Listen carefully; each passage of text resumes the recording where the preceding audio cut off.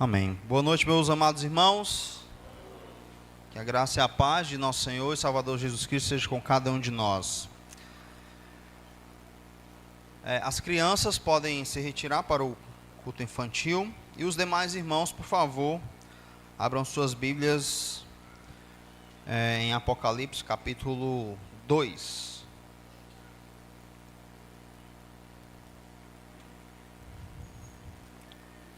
Aí você mantém aberto aí, tá? Para a gente então meditar na palavra do nosso bom Deus.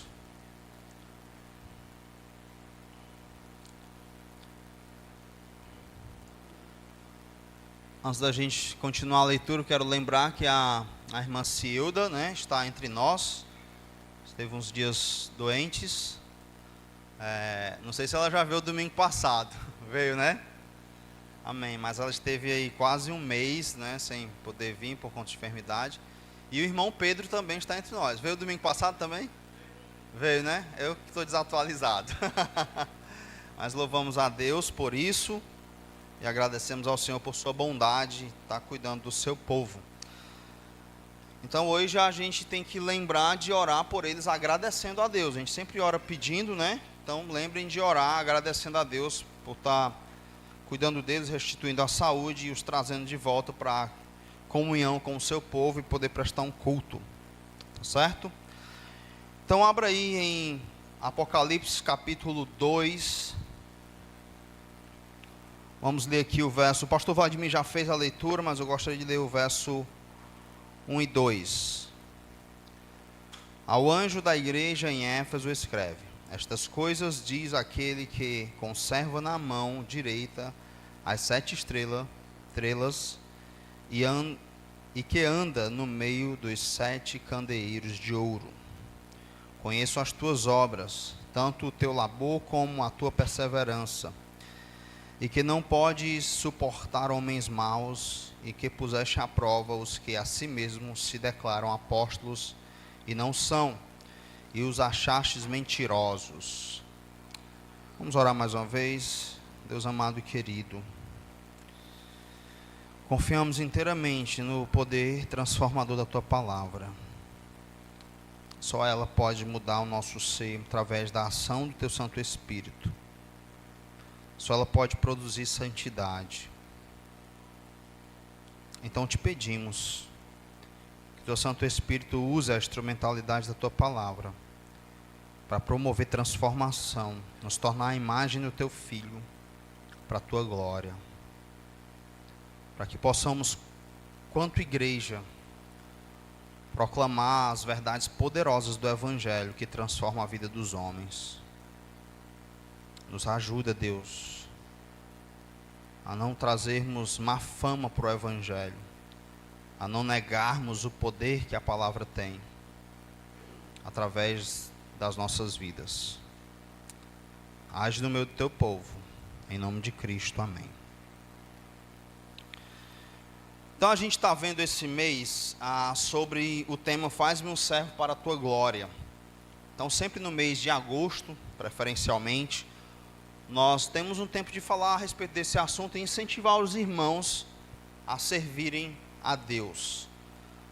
Tem algo que tem preocupado os pastores do mundo inteiro, que esse distanciamento cada vez maior dos membros, essa falta de comprometimento cada vez maior dos membros. Conversava com um pastor no retiro de jovens, e tem um grupo de pastores no Brasil, e eles têm conversado sobre isso, e um dos planos dele é conseguirem que 55% dos membros possam servir, porque na sua maioria apenas 20% dos membros servem, e os 80% eles são só pessoas que assistem, que vão lá e olham tudo que acontece na igreja, mas não há esse envolvimento. Então eles têm tido essa preocupação. A outra preocupação que eles têm tido é em como, e aí aqui é muito sutil e perigoso, é como tornar as atividades na igreja de uma forma que consiga trazer as pessoas, os irmãos, para a atividade. Então isso é extremamente perigoso. E aí o pessoal vai mudando. Por exemplo, a escola bíblica, né? Então ele até compartilhou conosco que lá eles fazem um mês de escola bíblica e passa 2 meses sem. Aí depois muda, um mês com e um mês sem, para ver se o pessoal vem. Agora ele está tentando fazer um almoço, uma aula melhor e tal, para ver se as pessoas aderem à prática. E muitas igrejas estão deixando. Culto de quarta, pasmem, né? Muitas igrejas não tem mais, por causa de toda a logística. Porque de fato, imagina aí, você mora longe da igreja, no meio da semana, né? Para você vir para a igreja, depois de um dia de trabalho, tudo se torna mais difícil. O fato é que está tendo essa preocupação.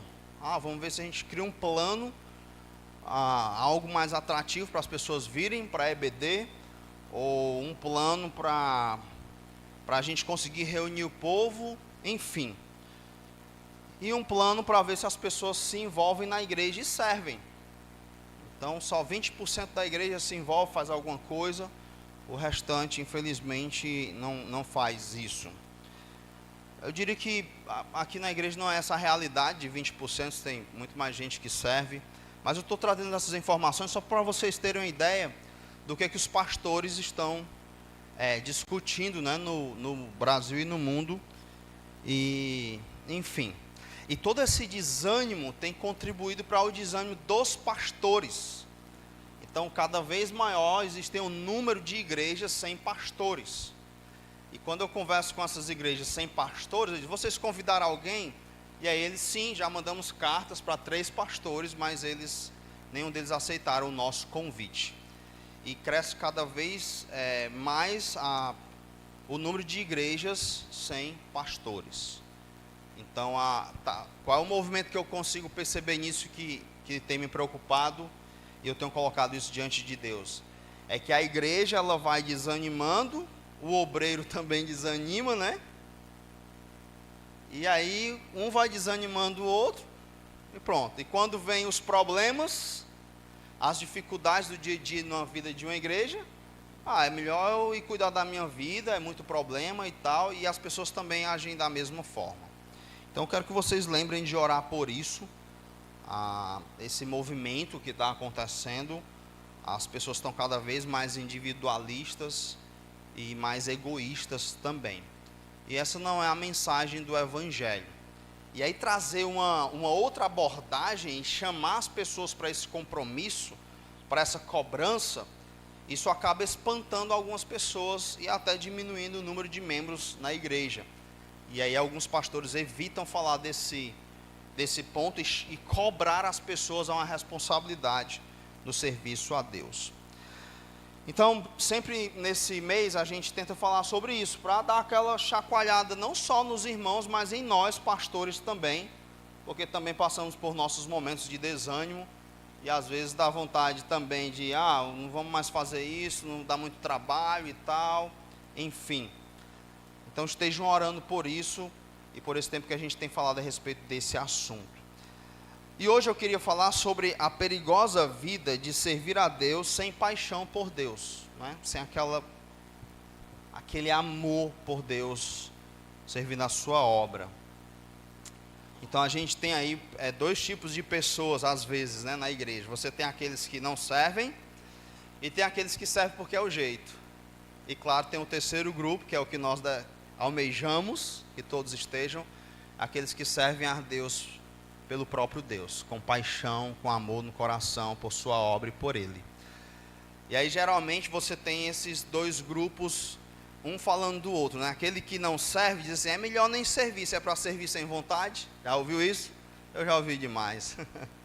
A pessoa não faz nada, ela vai se proteger acusando o que faz sem vontade. Porque o que faz sem vontade está reclamando do que não faz. E o que não faz diz, é melhor não fazer, para fazer desse jeito, reclamando, e por aí vai. Então hoje eu queria falar com os meus amados irmãos a respeito desse grande perigo que a igreja vive, de servir a Deus sem paixão, sem esse ardor no coração, sem esse entusiasmo, na obra de Deus, que torna a caminhada cristã tão pesada, tão enfadonha, né? Os pastores que estão prestes a desistir do ministério, quando eu estou conversando com eles dizem: final de ano é coisa demais na igreja, vai ter uma conferência disso, uma conferência daquilo, eu estou cansado, eu não aguento mais e tal. E aí às vezes no aconselhamento que eu tenho feito com eles, eu pergunto: quanto tempo você dedica ao ministério? Você trabalha 8 horas no ministério? E aí geralmente, né, eu falo, porque não me leva a mal, né, pastor Vladimir? Se você dedicar 8 horas, segunda a folga pastoral, você dedica 8 horas na terça, quarta, quinta de trabalho, é o que a gente faz aqui com os nossos obreiros, um período livre, 2 períodos para servir a Deus, servir a igreja, né? Então geralmente os pastores aqui da igreja, eles trabalham à tarde e à noite, e amanhã eles têm livre, e na segunda é toda livre para dedicação da família. E aí a gente vê que quando a gente organiza as coisas de aconselhamento, discipulado, tudo dentro desse período de 8 horas, dá para fazer muita coisa mesmo. Dá para produzir muito, dá para ler muito, dá para preparar muito sermão. Só que quando você está desanimado, organizar uma conferência é o fim da vida. É coisa demais, é problema demais, e aí você agiganta as coisas, e aí você começa a fazer a coisa de mau humor, achando que é coisa demais, que está cansado, que não aguenta mais. E muitos pastores, infelizmente, estão assim. Claro que tem os outros que vão, de fato, fazer muitas coisas, não vão dormir bem, e aí está tudo errado, né? Não vão ter tempo para a família, estão destruindo suas vidas. Então é sobre tudo isso que eu quero estar tratando essa noite aqui, pensando nesse texto. Então deixa eu situar vocês aqui nessa carta. João, o apóstolo João, ele é preso por Domiciano. Domiciano reina de 81 a 96, então João pode ter sido preso aí nesse meio. Alguns acreditam que João ele é preso em 95. Eu acho difícil ele ter sido preso em 95, porque a carta foi escrita entre 94 a 96. Então, se ele é preso em 95, se ele é levado para a ilha de Patmos em 95, então em um ano ele já tem que ter escrito a carta. A grande questão, que eu acho que foi um pouco antes, é porque ele estava pastoreando a igreja em Éfeso, que é a carta que a gente vai estudar. Se ele está pastoreando essa igreja e ajudando as igrejas da região da Ásia ali, que são essas 7 igrejas que vão receber essas 7 cartas, é um tempo muito curto para a igreja já cair num declínio moral, como estava e como Deus vai falar com cada uma dessas igrejas. Então, talvez ele é preso um pouco antes. A tradição também diz que ele foi jogado dentro de um caldeirão de óleo quente para ser morto. Não é morto, então ele é levado para lá. Estava causando aí muito tumulto no Império Romano, e aí Domiciano então leva ele para lá. Eu apostaria aí talvez em 85, né? E aí você tem aí 85 a 90, então você tem uns 10 anos, 5 a 10 anos para a igreja ela passar por isso. Ela esfriar, ela cair um pouco, enfim. Então, o fato é que ele é levado, e a carta ele vai escrever entre 94 e 96. Então, talvez ele é preso aí no ano 90, digamos assim. Você coloca essa data onde você quiser. E aí ele está no dia do Senhor. O verso 10 do capítulo 1 diz: achei-me em espírito no dia do Senhor, e ouvi por detrás de mim grande voz como de trombeta. Acreditamos que quando ele faz essa referência ao dia do Senhor, ele está falando do domingo. A ideia, alguns vão defender que aqui talvez fosse o dia do Senhor, aquele dia com D maiúsculo, né, o dia do juízo e tudo, mas não faz muito sentido. A igreja primitiva e os pais da igreja chamavam o domingo de o dia do Senhor, e por aí vai. Então acredita-se que ele está falando no domingo, e ele tem essa visão. Ele só citou o dia em que ele tem essa visão, que foi o dia da ressurreição de Jesus Cristo. E nessa visão, ele então vai escrever para 7 igrejas, vai escrever essas 7 cartas. Essas 7 igrejas, alguns vão dizer que elas elas vão deixar claro como que a igreja caminhou em toda a história. Então, a primeira igreja simboliza a igreja primitiva. A igreja de Esmirna já é a igreja ali do segundo século, que ela vai sofrer muito e tal, e ela é fiel a Deus. Então eles vão colocando na história, e se você for estudar a história, até combina legal. Então até que parece que é por aí. No entanto, acredita-se que eram igrejas normais ali, e talvez a intenção do Espírito Santo através dessas 7 igrejas, demonstrar como a característica para cada igreja. Então, pensando na nossa igreja, talvez a gente vai se identificar com alguma dessas 7 igrejas. Seria essa a ideia. Então, serve para toda a história, não só para revelar como a igreja caminhou cronologicamente dentro da história. Então, em todos os tempos, em todas as eras, quando nós estudarmos enquanto igreja, nós olharmos para essas 7 igrejas, vão ter coisas lá que nós vamos nos identificar. E aí, dessas 7 igrejas, você vai ter 2 igrejas, que não tem nenhuma advertência contra elas, que seria aí a igreja de Esmirna e Filadélfia. Você vai ter 2 igrejas que estavam terríveis, que você vai ouvir só críticas, que era a igreja de Sardes e Laodiceia. E você vai ter 3 igrejas que tinham coisas boas e tem uma advertência, que seria a igreja de Éfeso, Pérgamo e Tiatira. A que a gente vai estudar hoje será a igreja de Éfeso.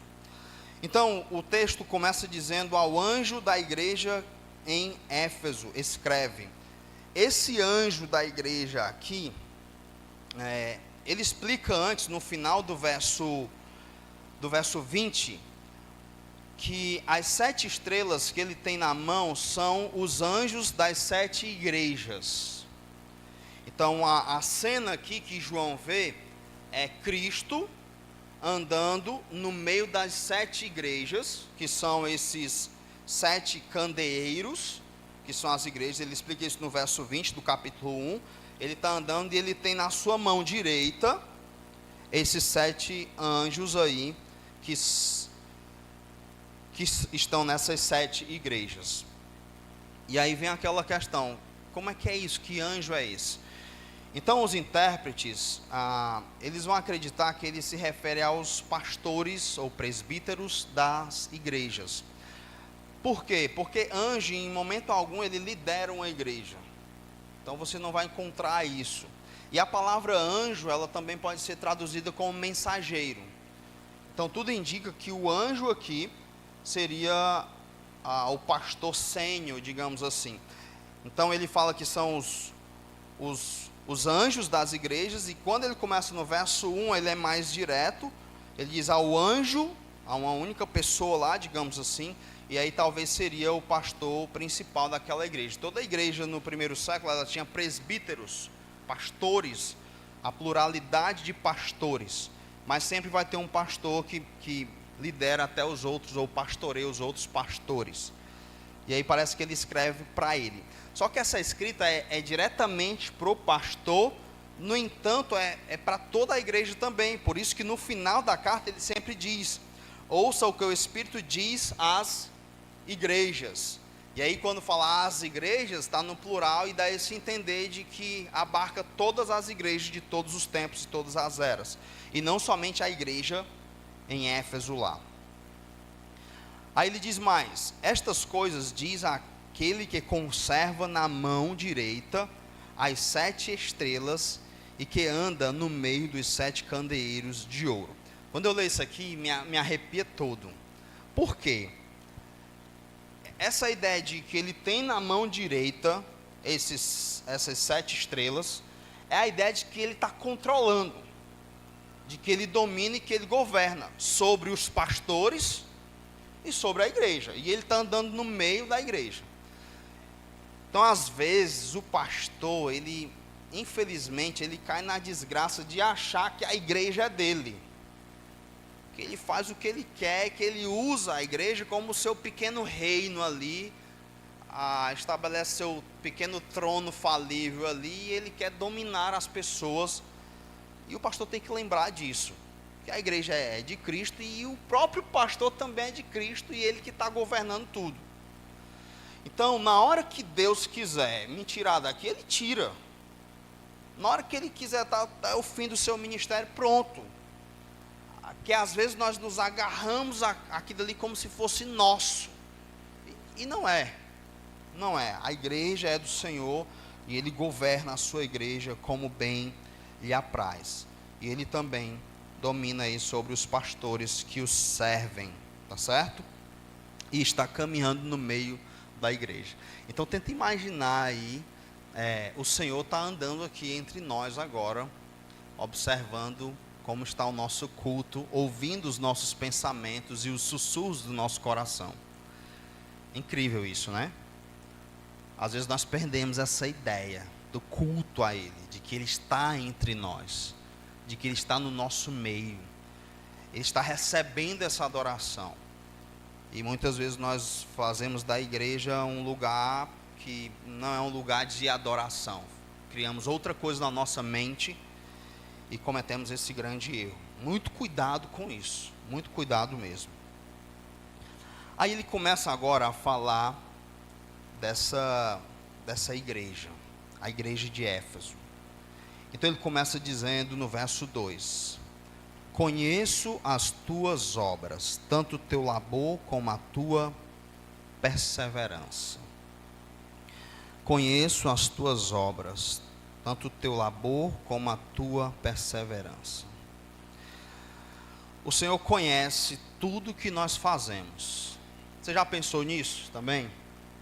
São coisas que às vezes a gente, na caminhada cristã, você vai esquecendo. Então, tudo que nós realizamos para Deus ou deixamos de realizar, Ele sabe, Ele conhece. Então Ele está dizendo para essa igreja aqui, sei, eu conheço as obras de vocês, o que vocês estão fazendo eu sei de tudo. Todo o labor de vocês, o trabalho de vocês, eu sei, eu conheço. A perseverança de vocês, perseverança aqui, algumas traduções está paciência, não é uma boa tradução. Perseverança traduz melhor a ideia desse verbo, dessa palavra, digo melhor. É bravura corajosa que aceita sofrimento. Então Deus está olhando e diz, olha, eu sei o que está passando, eu sei o teu trabalho. E aí trabalho aqui, o labor, não é um trabalho, uma coisa de boas ali, não. É um trabalho exaustivo, eles se cansavam. Depois ele vai voltar e vai repetir essa palavra, dando ênfase a todo o trabalho que esses irmãos tinham. A labuta deles, ao sofrimento que eles tinham por causa de Cristo. Então Deus, Ele conhece o que vocês estão fazendo, o labor de vocês, a perseverança de vocês, que vocês não podem suportar homens maus, que vocês põem à prova os falsos, os que se declaram apóstolos e não são, e que vocês os acharam mentirosos. Então Deus olhava para essa igreja e via todo esse perfil dela, de uma igreja trabalhadora, de uma igreja que labutava, de uma igreja que estava lá, teologicamente era uma igreja incrível, que punha à prova os falsos apóstolos, era uma igreja que cumpria a disciplina bíblica, não tolerava no seu meio os homens maus.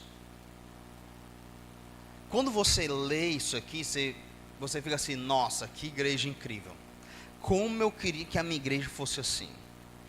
É essa a ideia que dá, essa a impressão que causa. O que mais que Deus via nessa igreja? Verso 3. E tens perseverança, novamente a palavra perseverança, e suportaste provas por causa do meu nome, e não te deixastes esmorecer. Perseverança, suporta provas, sofrimento por causa do meu nome. Lembra que você tem os piores imperadores, você vai ter Nero, em 64 começa, Domiciano, já em 81 a 96, e você vai ter lá em 280 e tanto, você vai ter Diocleciano, que foi o pior. Então, você tem esses 3 piores aí, Domiciano está no meio deles. E aí o que acontece? Esses irmãos, eles estão passando por um grande sofrimento. O sofrimento começa, a perseguição começa em 64, e quando chega aqui em 90, o negócio está, como diz a Martinha, está punk, né? Está pegado aqui a perseguição. Veja comigo aí o verso 13 do capítulo 2.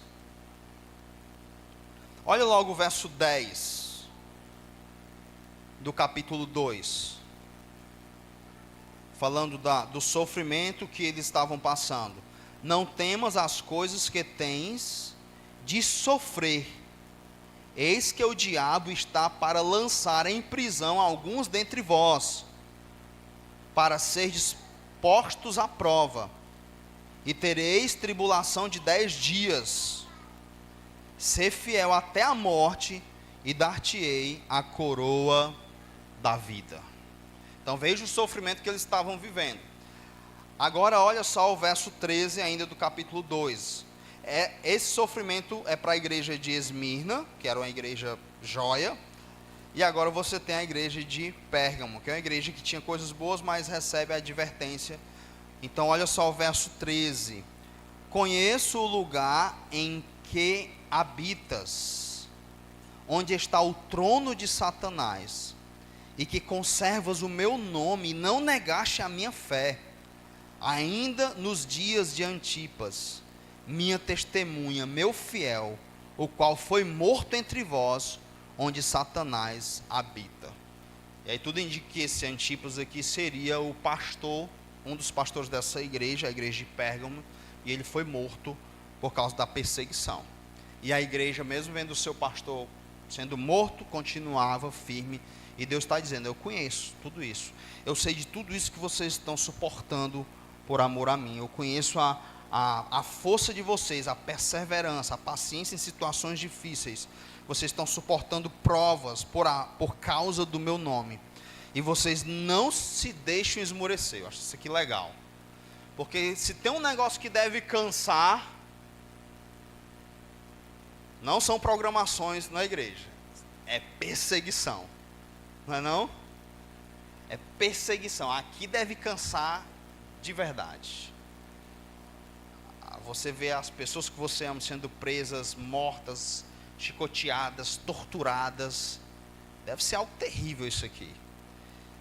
E aí a igreja de Éfeso, Deus está dizendo, olha, eu estou vendo isso aí. Vocês suportam essas provas e vocês não se deixam esmorecer, vocês não se deixam cansar, vocês continuam firmes. Incrível. E aí o outro elogio que Deus vai dar para essa igreja é que ela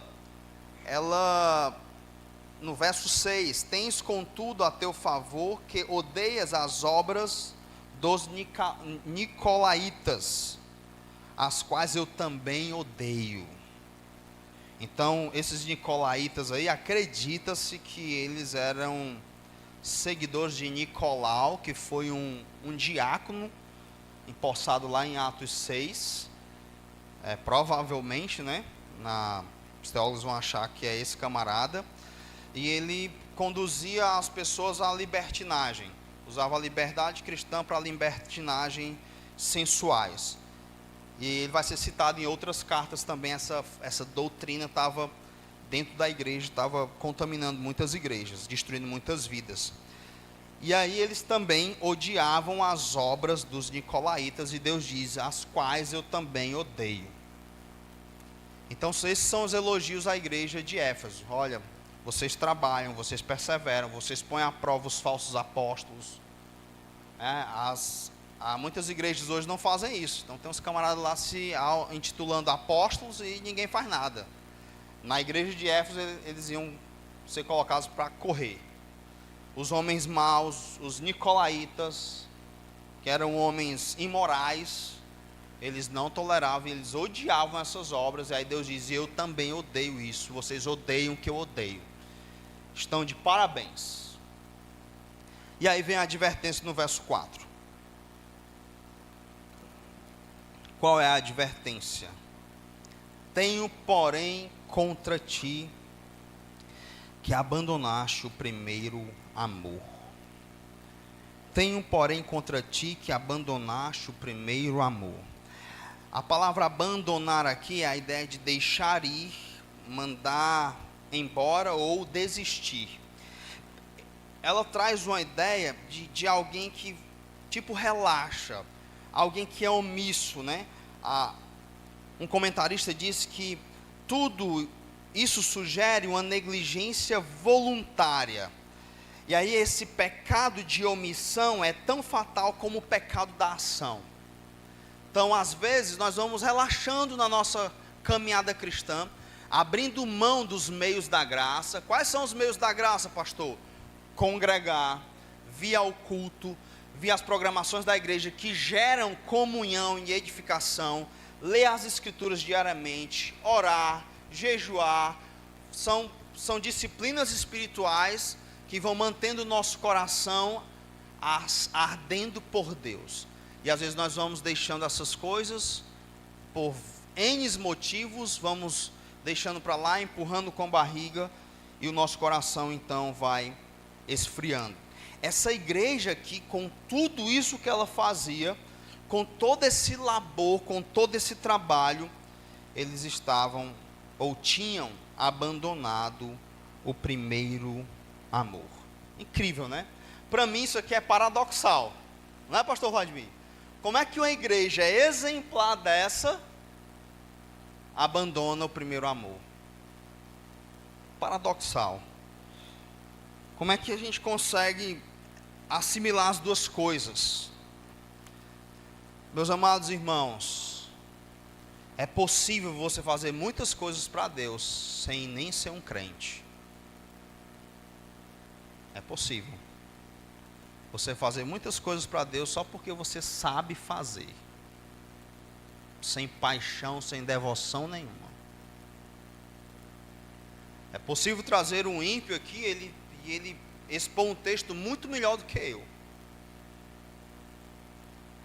É possível trazer uma banda e tocar muito melhor do que a nossa aqui, cantar muito melhor do que a nossa, e sem sequer eles conhecerem o Senhor. Então é possível você que é um cristão fazer muitas coisas para Deus, tendo abandonado o primeiro amor. Muito cuidado com isso. Às vezes o serviço cristão, ele nos engana. Como, pastor? É que nós passamos a acreditar de que o fato de fazer sinaliza para mim que estou bem. Isso não é verdade. O que vai sinalizar para mim que estou bem com Deus é o meu relacionamento com Ele. O fazer para mim, como é que eu faço? O fazer para mim, quando ele é enfadonho, não, ele perde o prazer, ele está sinalizando para mim que o meu relacionamento com Deus não está bem. Então eu não preciso focar no fazer, eu preciso focar no relacionamento. Só que às vezes nós continuamos fazendo, com medo do que as pessoas vão dizer, do que elas vão pensar, e por aí vai. E muitos caem no ativismo religioso de fazer as coisas para agradar as pessoas. Não conseguem sequer dizer um não para algum compromisso para agradar as pessoas. E vão então até mesmo maculando o serviço a Deus, fazendo de mau gosto, quando perderam o primeiro amor. E o que seria esse primeiro amor? Pastor, perdeu o primeiro amor, o que seria isso, né? Primeiro, essa palavra aqui, ela traz a ideia de prioridade, ou cronológica, ou qualidade. Essas são as formas que vão interpretar essa palavra. Então, alguns vão dizer que esse primeiro aqui, ele tem a ver com a qualidade do amor. É como se fosse um amor de primeira classe. Então, quando ele diz assim, eu tenho porém contra vocês, que vocês abandonaram um amor de qualidade por mim. Um amor que vocês têm, tá, um amor de segunda classe. e outros vão interpretar, e eu acho que essa é a melhor interpretação, é cronológico. Então o primeiro amor aqui está se referindo lá do início da minha caminhada cristã. E aí vocês vão lembrar, todo crente vai lembrar disso, como foi o primeiro amor, não é? Todo crente vai lembrar disso, como era, quando o Senhor tirou as escamas dos nossos olhos, a gente olhou assim, entendeu o amor dele, o tamanho do perdão, o tamanho do sacrifício lá na cruz do Calvário, a gente vislumbrou o sangue dele derramado por nós, e aí, esse amor incrível dele, você vai ficar maravilhado, apaixonado, o seu coração, é tipo assim, você vai dizer, olha, eu não preciso mais de nada. Foi assim com vocês? Amém? Foi assim. Com todo crente é assim. Ah, pastor, comigo não aconteceu assim, vixe. Cuidado. Porque quando Cristo se revela para nós, é um negócio assim, Ele toma conta do nosso coração, é tipo, eu não preciso de mais nada, Ele me ganhou por completo, eu sou capaz de morrer agora por Ele, sem pestanejar. Quando Cristo se revela para nós, a beleza do Evangelho, nada nessa vida aqui passa a ter valor, nada, você não se importa mais com nada, você diz, Jesus pode voltar agora, ah, como eu queria que fosse agora. Esse é o primeiro amor. E aí o amor aqui, o primeiro amor, né? Então vamos pensar na cronologia. E aqui amor, ele aponta muito para um amor fraternal. Só que é difícil de desvincular o amor fraternal, o amor pelos irmãos, do amor pelo Senhor desses irmãos, do amor pelo noivo da sua igreja. Então, para mim está tudo conectado aqui. É como no primeiro ponto, é cronológico, é qualitativo. O primeiro amor, a qualidade dele é superior.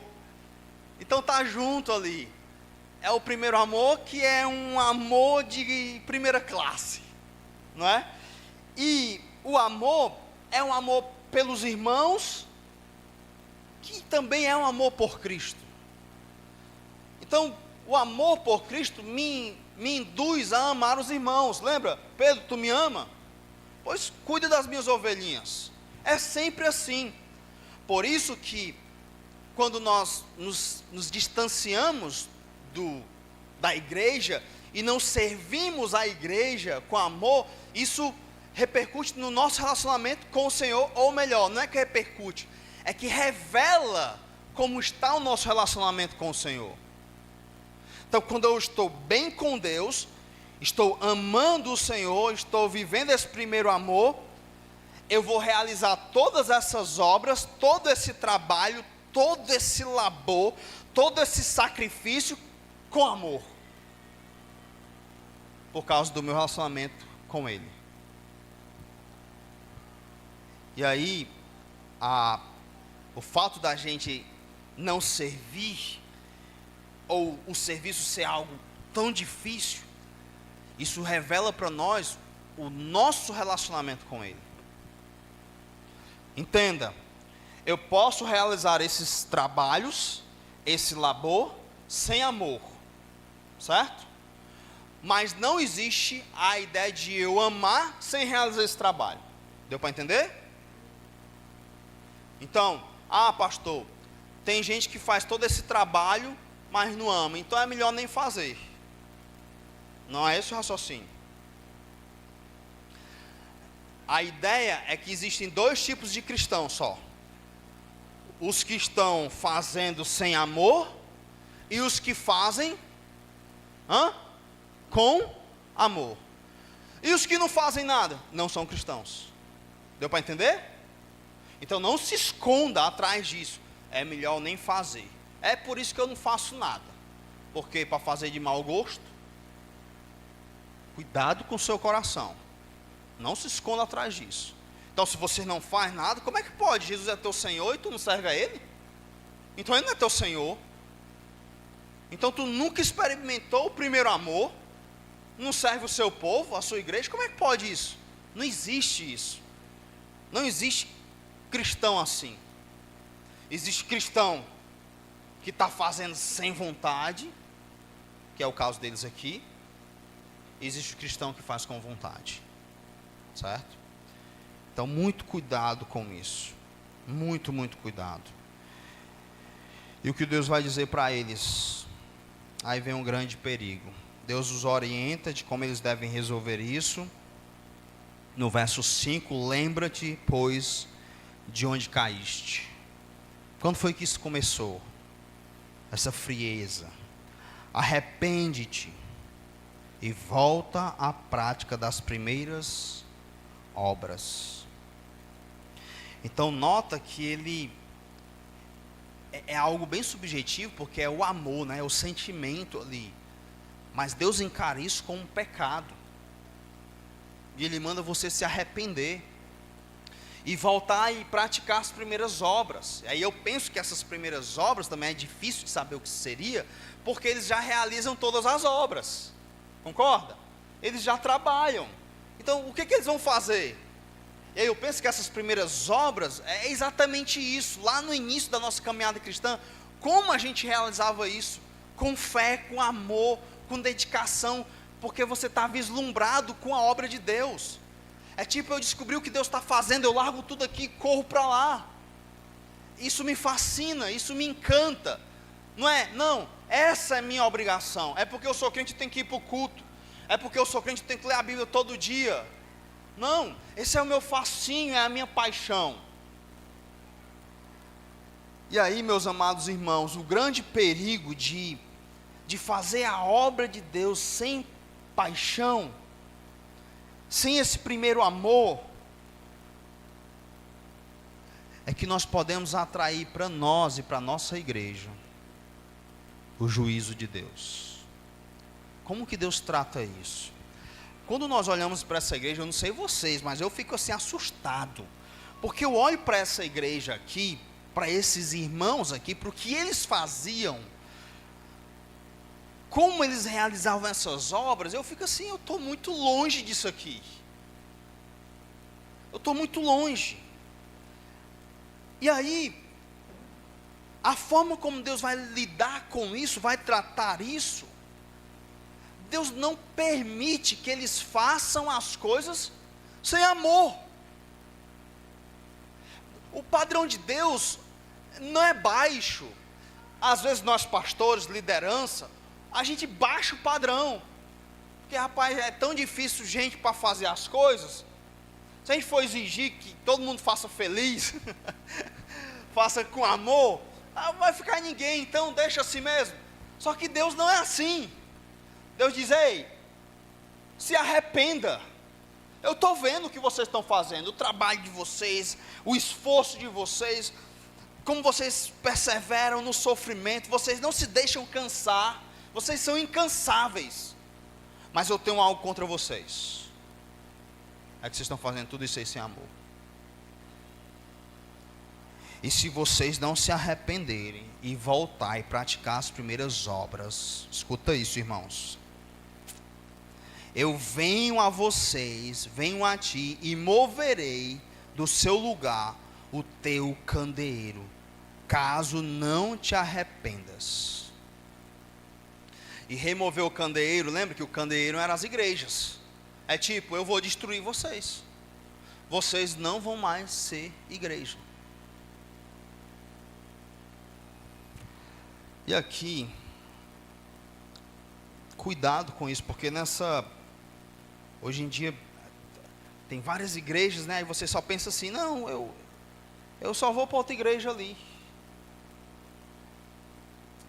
Entenda que você tem uma comunidade, você tem uma igreja, e essa igreja é uma igreja local, como a igreja de Éfeso. Aqui é a igreja do Gereissati 1. Tinha um pastor aqui, Nessa igreja tem um pastor. É a mesma coisa. E aí quando Deus diz que vai remover essa igreja, destruir essa igreja, Ele vai fazer isso com os crentes dessa igreja. Então não existe essa ideia, não pense isso e não se engane achando, não, eu saio daqui e vou para outro canto. Porque você é um membro dessa igreja.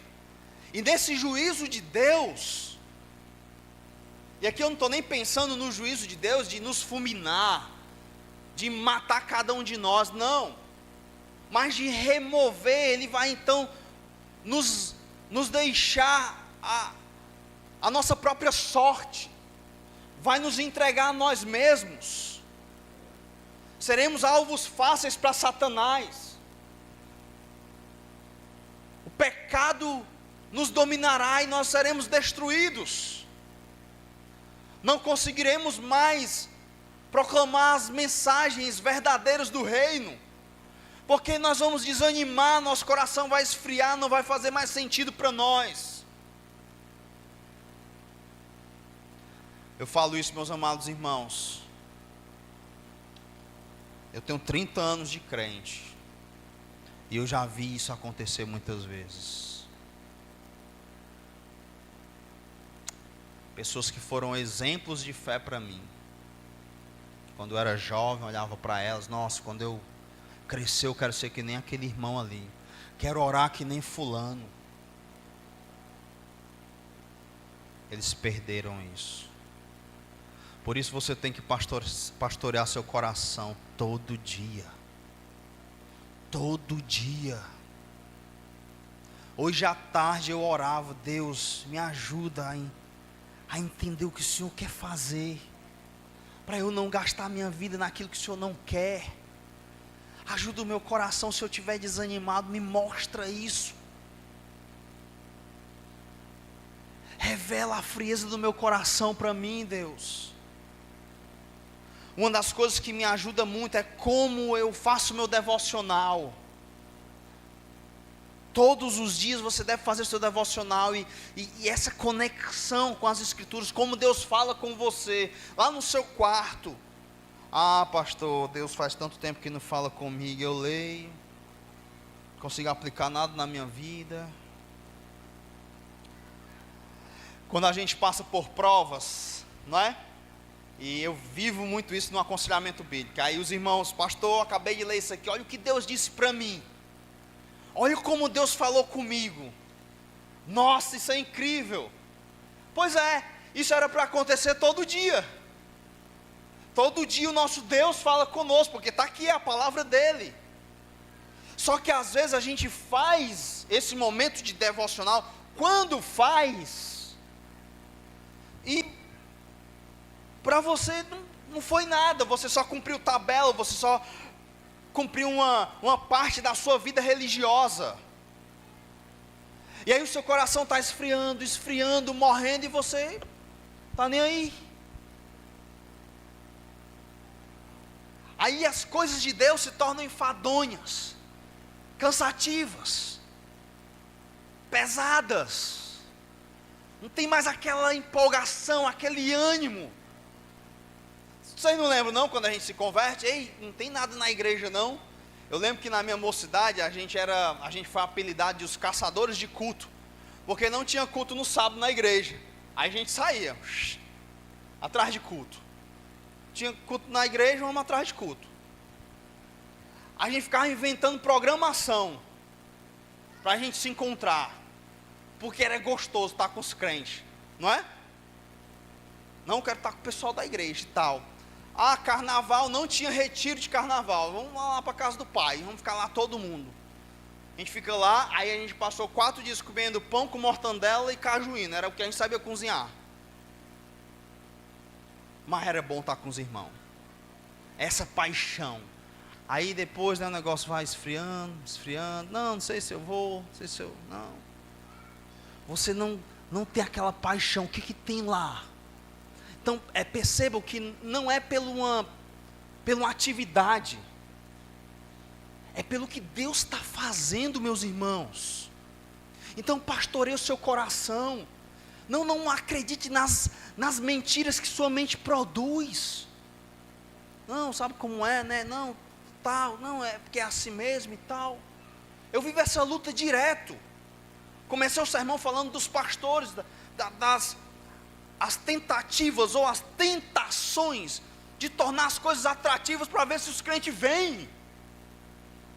E é um grande erro, porque se Cristo não nos fascina, o que adianta a gente estar aqui? Não é não? O que adianta? Se a sua palavra não nos fascina, é um jantar, é um almoço que eu vou ter que fazer para as pessoas virem? Eu estarei negando o evangelho.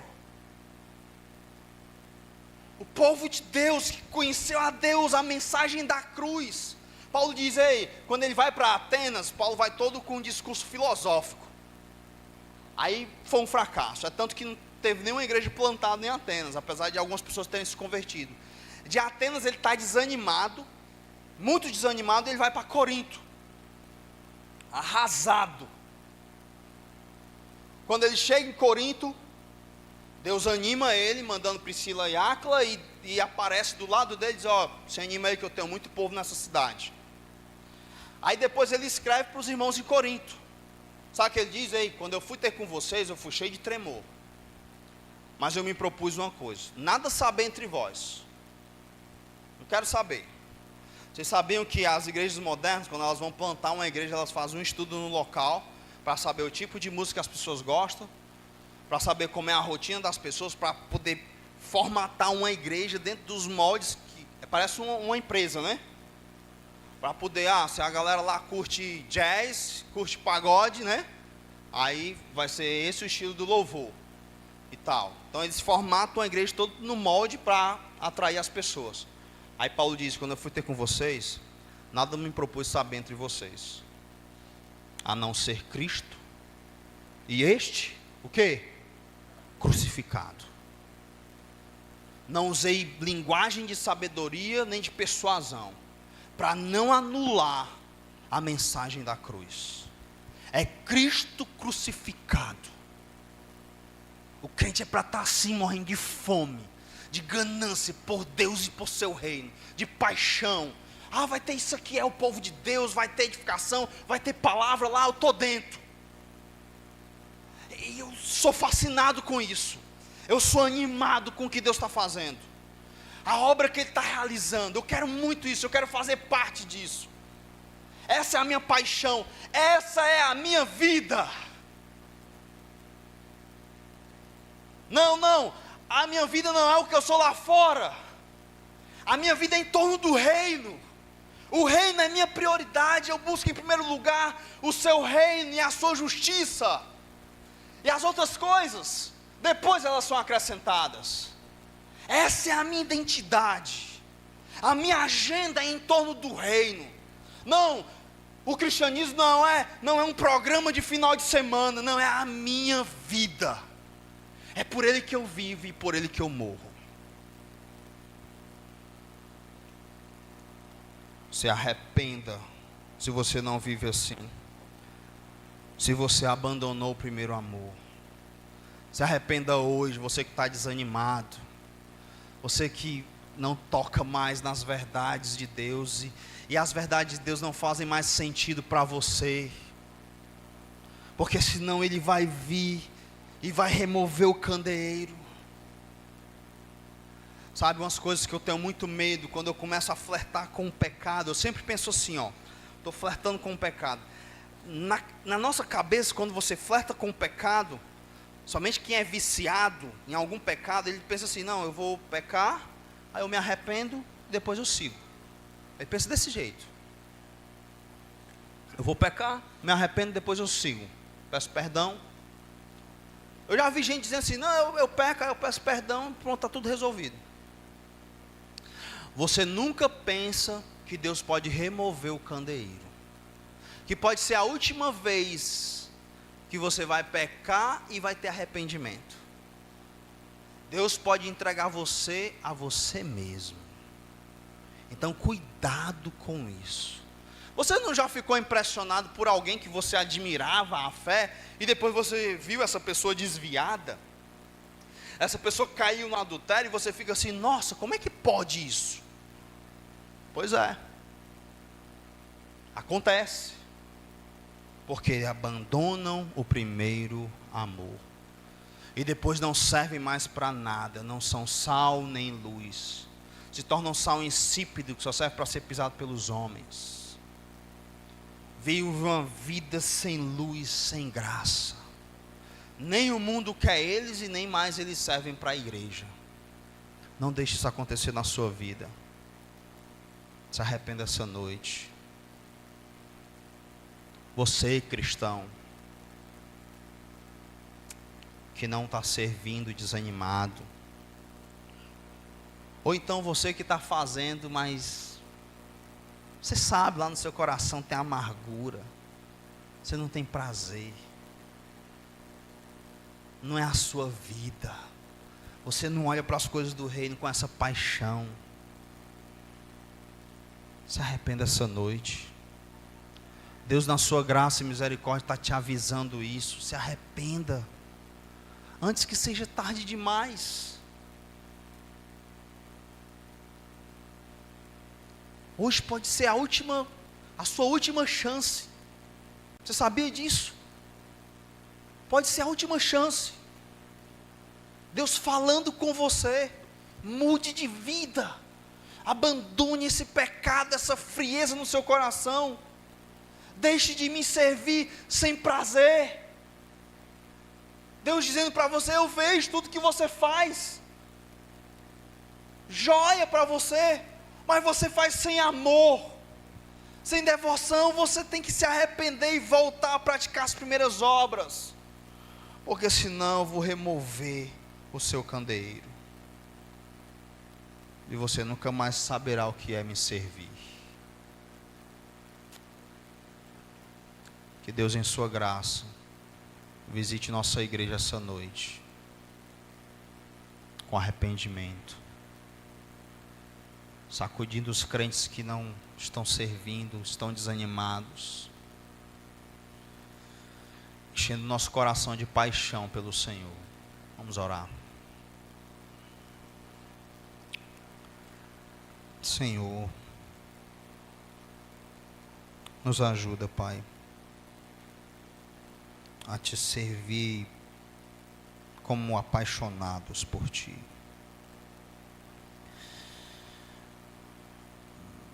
Às vezes a caminhada cristã para nós parece tão sem graça. As atividades do reino parecem tão enfadonhas. Perdoa o teu povo por tamanha frieza.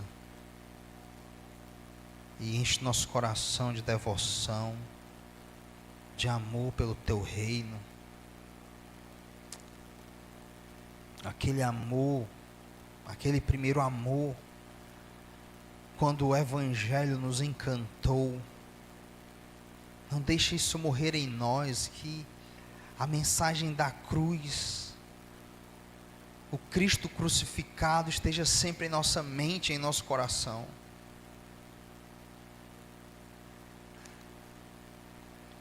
Para que possamos te servir com amor e fé.